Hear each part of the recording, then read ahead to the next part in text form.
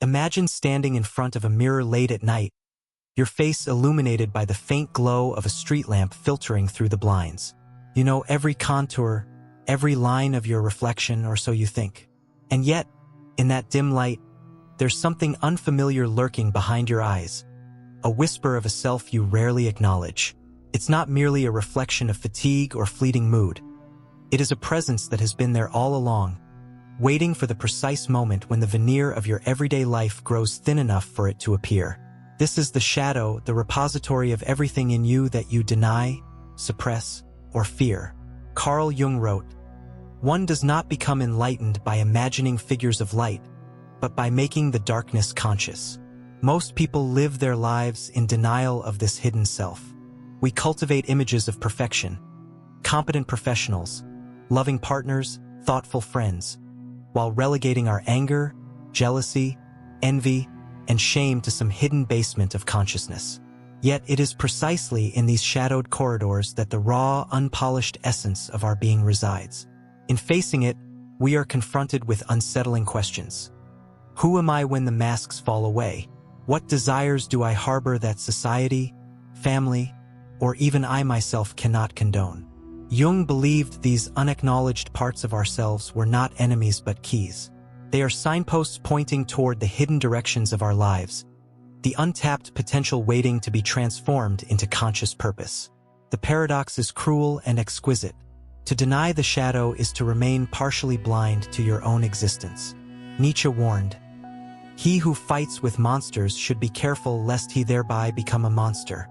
And if you gaze long into an abyss, the abyss also gazes into you."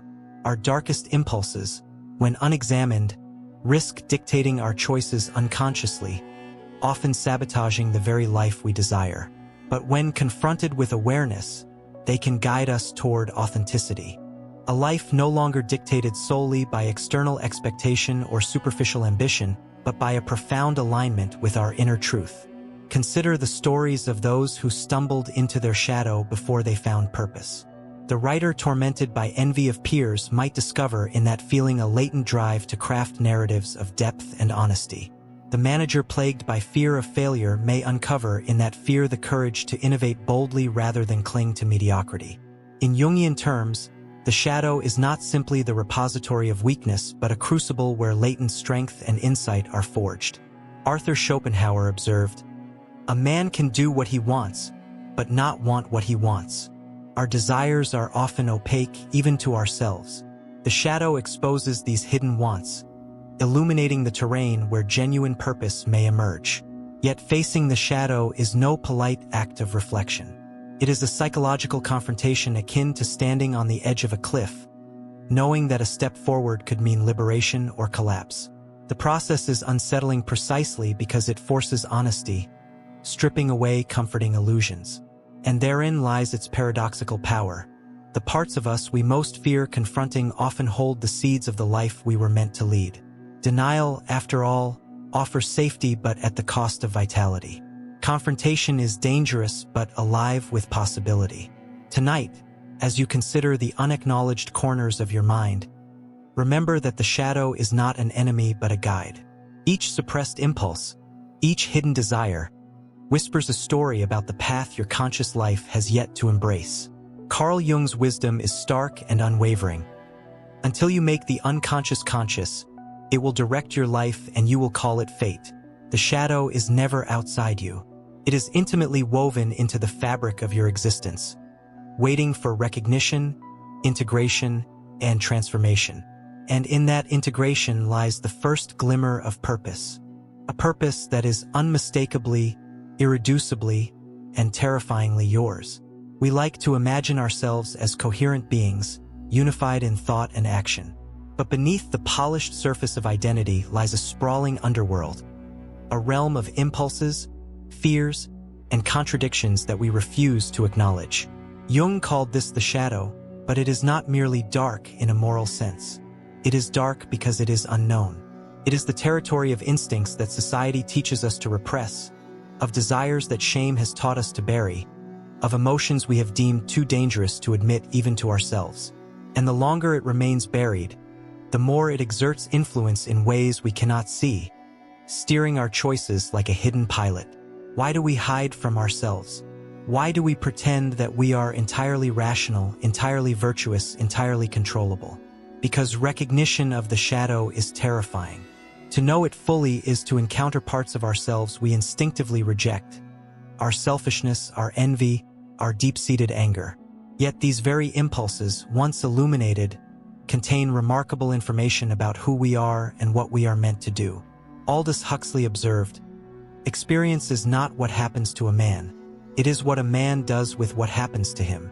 The shadow, in this sense, is raw experience internalized, an inner pressure that demands a response, whether acknowledged or denied. The shadow is often projected onto others. We see in a colleague's ruthlessness the parts of ourselves we refuse to recognize. We despise arrogance, cruelty, or laziness in others, but these traits mirror facets of our own psyche, hidden beneath layers of justification. Projection is the shadow's way of seeking acknowledgement without risk. Jung explained, "Everything that irritates us about others can lead us to an understanding of ourselves. By studying our reactions, the discomfort, the anger, the envy, we gain a map of the parts of ourselves that remain unclaimed. It is in these projections that our unconscious speaks most clearly. Moreover, the shadow is not uniform. It is multifaceted, encompassing both the primitive and the potential. The parts we fear are not merely destructive. They are also creative. A person who harbors deep rage might also harbor a capacity for extraordinary courage, a latent energy that society has trained them to fear rather than harness. A writer paralyzed by jealousy might possess the precise sensitivity needed to craft work of immense emotional depth." The shadow is paradoxical. It is both obstacle and opportunity, threat and revelation. Viktor Frankl argued, "When we are no longer able to change a situation, we are challenged to change ourselves." Recognizing the shadow is the first transformative step. Yet most people avoid it. We distract ourselves with busyness, conformity, and superficial pursuits. We chase social approval while silencing the internal voice that whispers uncomfortable truths. But suppression is a brittle shield. The shadow does not vanish. It accumulates force, eventually erupting as anxiety, self-sabotage, or existential despair. The longer it is ignored, the more violently it demands recognition. It is an undeniable law of the psyche. The unconscious will have its say. The question is not whether the shadow exists. It is whether you will meet it consciously or let it rule you silently. Integration of the shadow is not a one-time act. It is an ongoing dialogue with yourself, an effort to know what you truly desire, fear, and resist. And it is here that purpose begins to emerge. By confronting what has been denied, we uncover the contours of a life aligned not with expectation, but with essence. Jung's insight resonates. The most terrifying thing is to accept oneself completely. Only through this acceptance can the whisperings of the shadow transform from haunting to guiding. If the shadow is the part of us we fear, it is also the compass pointing toward authenticity.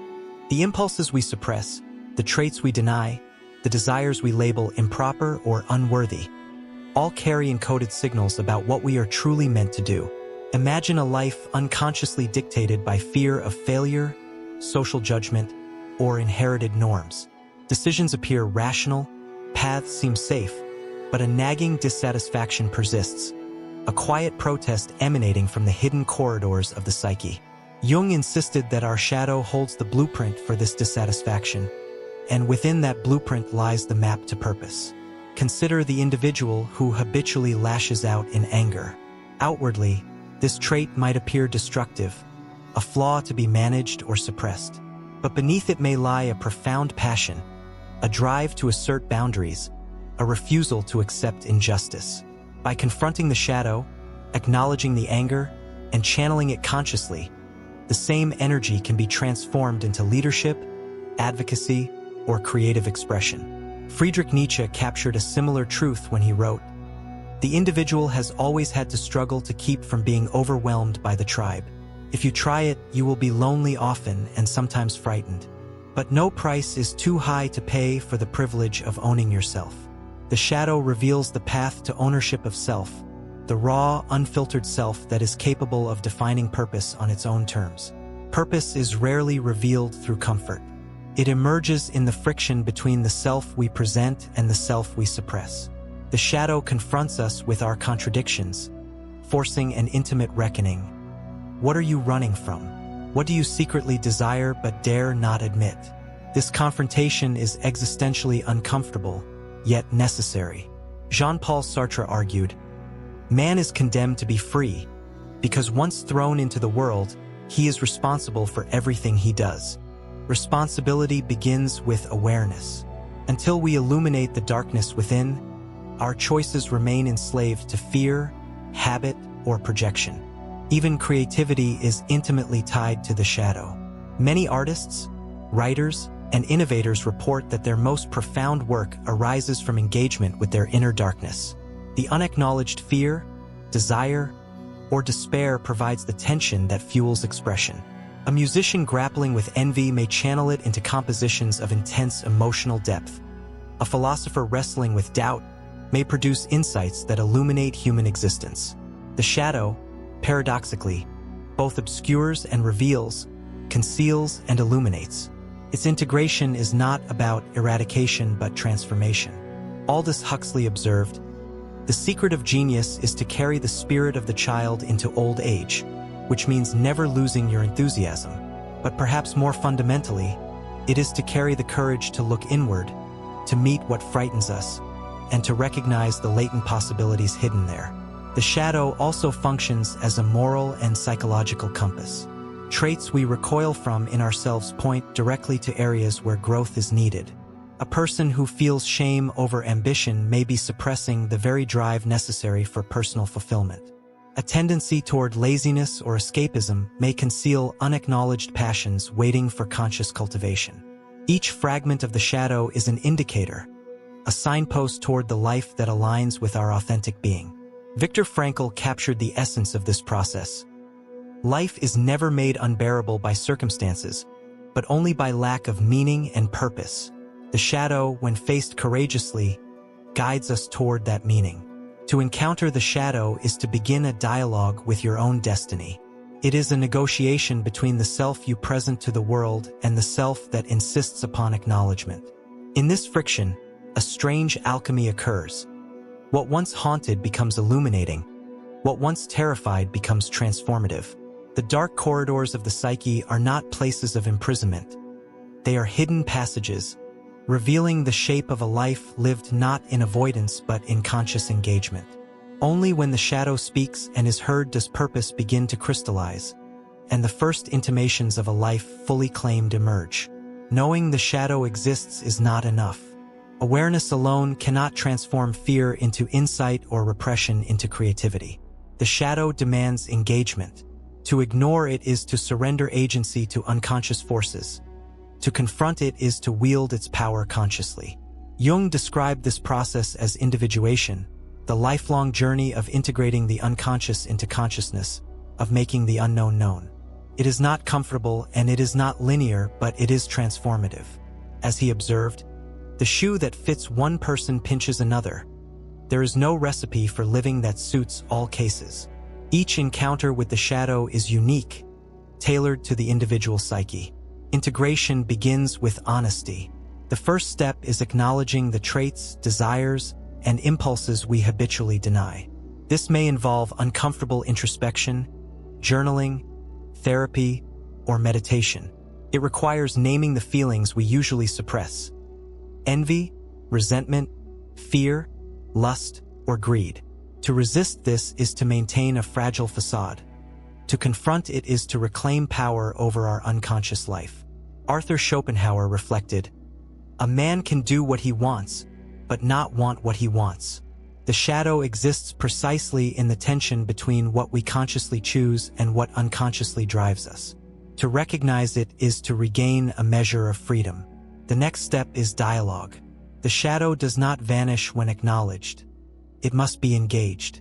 Imagine it as a hidden companion. Stubborn, wild, but wise. Ask what it wants, why it acts, and what it seeks to teach. The emotions we fear are often messengers, pointing to neglected needs or unexpressed potential. A manager who habitually suppresses anger might discover that righteous indignation can be harnessed to advocate for fairness. Or a writer paralyzed by envy may channel it into originality and rigor. Viktor Frankl's insight resonates. When we are no longer able to change a situation, we are challenged to change ourselves. Shadow integration is this challenge realized, a personal alchemy where internal opposition transforms into growth. Shadow work also involves conscious expression. Instead of denying impulses, we redirect them creatively and ethically. Anger can become courage, envy can fuel ambition, fear can cultivate prudence. Each suppressed trait has a latent gift. The role of consciousness is to discover and cultivate it. Nietzsche, ever attuned to the human paradox, wrote, "One must still have chaos in oneself to be able to give birth to a dancing star." The shadow is precisely this chaos, necessary, potent, and deeply generative when approached intentionally. Finally, integration requires continual vigilance. The shadow is not a problem to be solved once. It is a companion throughout life, revealing new layers as circumstances and experiences evolve. Each conflict, each impulse, each projection offers new insight. By embracing the shadow, we develop resilience, creativity, and authenticity. The life guided by conscious shadow work is neither safe nor easy, but it is vivid, purposeful, and aligned with the essence of self. When we engage with our darkness instead of fleeing it, the transformation is profound. Traits once feared or despised become sources of insight and strength. Desires once hidden inform choice and direction. Fears become guides rather than shackles. Jung's words echo, "Until you make the unconscious conscious, it will direct your life and you will call it fate." Integration of the shadow is the act of reclaiming authorship of your own destiny.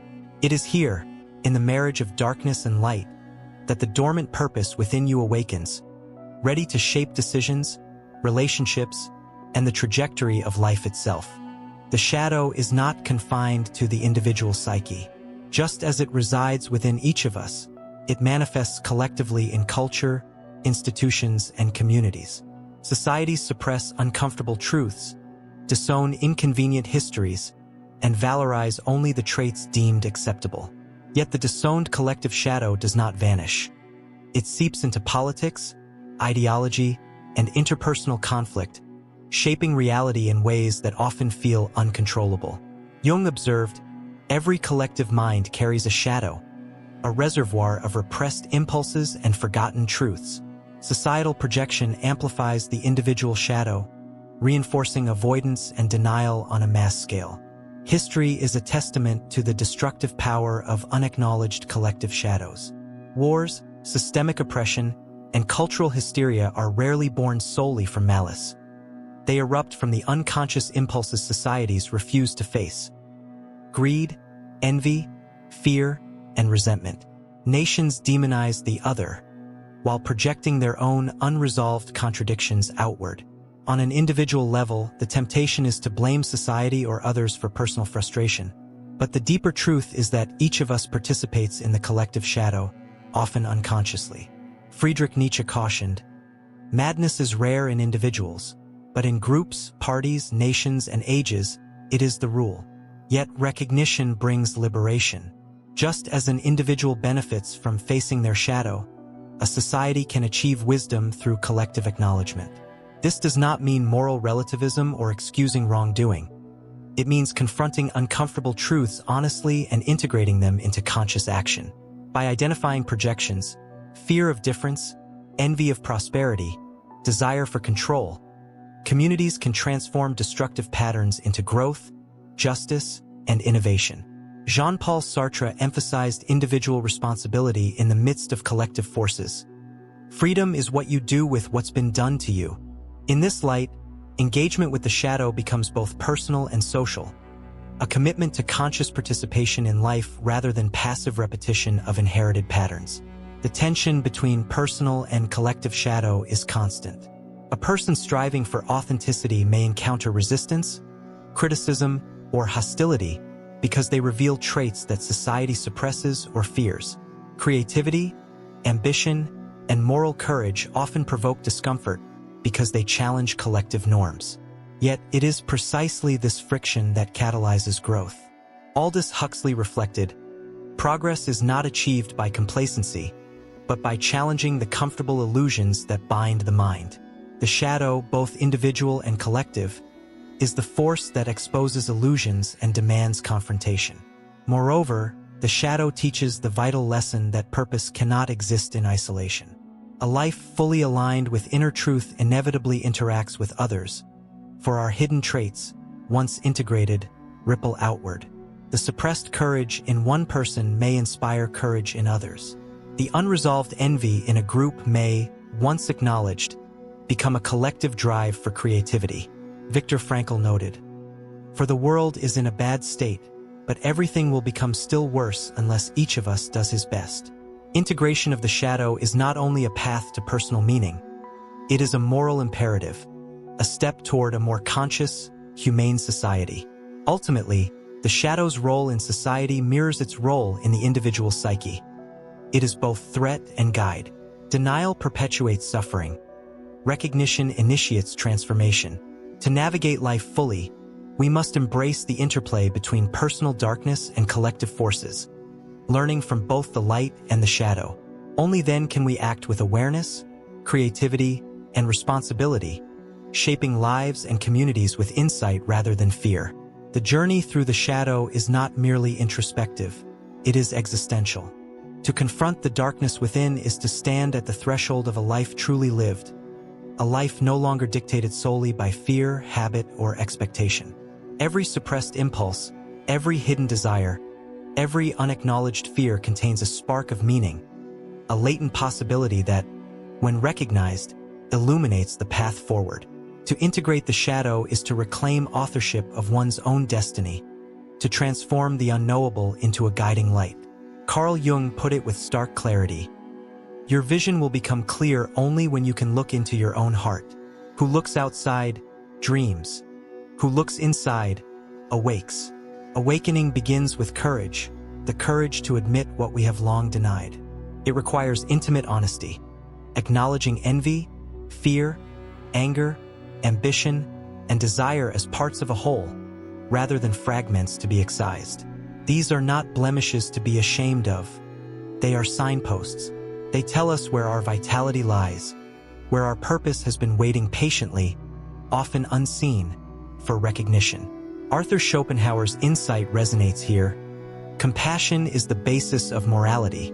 True integration of the shadow cultivates not only self-understanding but also empathy, for oneself and for others. When we face the parts of ourselves we have feared, we become capable of seeing the same humanity in those around us. Yet purpose is not a static revelation. It is a dynamic unfolding, shaped by engagement with both the internal and external world. The shadow serves as a bridge, linking our private impulses with actions that shape reality. The suppressed courage may transform into leadership. The hidden creativity may fuel innovation. The unexpressed yearning may guide profound connection or societal contribution. Viktor Frankl reminds us, "Those who have a why to live can bear with almost any how." Our shadow, once integrated, often reveals that elusive why that sustains resilience, creativity, and fulfillment. Integration is also a moral act. By engaging with our darkness consciously, we resist projection and defensiveness, breaking cycles of fear, envy, and aggression that echo in society. We no longer unconsciously perpetuate harm. Instead, we channel our energy consciously, shaping relationships, communities, and institutions with insight and responsibility. Nietzsche's words capture the alchemy. That which does not kill us makes us stronger. The shadow, fully embraced, strengthens us, not only individually but collectively, by illuminating the universal human struggles we share and often deny. The culmination of shadow work is a life lived with paradox, complexity, and authenticity. We do not eliminate fear or anger. We transform their energy. We do not become perfectly virtuous. We become fully human. The darkness that once haunted us becomes a source of illumination, a compass guiding choice, action, and purpose. In confronting what we most feared within ourselves, we discover the capacities we never imagined. Courage, creativity, empathy, and vision. Ultimately, the shadow is not an obstacle but an invitation. It calls us to awaken, to embrace our complexity, and to claim the life uniquely ours. In the interplay of light and dark, suppression and acknowledgement, fear and courage, we find not only personal purpose but the possibility of transformation that resonates beyond ourselves.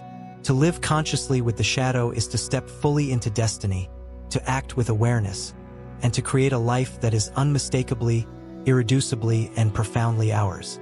Aldous Huxley's reflection captures the essence perfectly. Experience is not what happens to you, but what you do with what happens to you. The shadow is life happening in its rawest, most potent form, and how we meet it determines everything.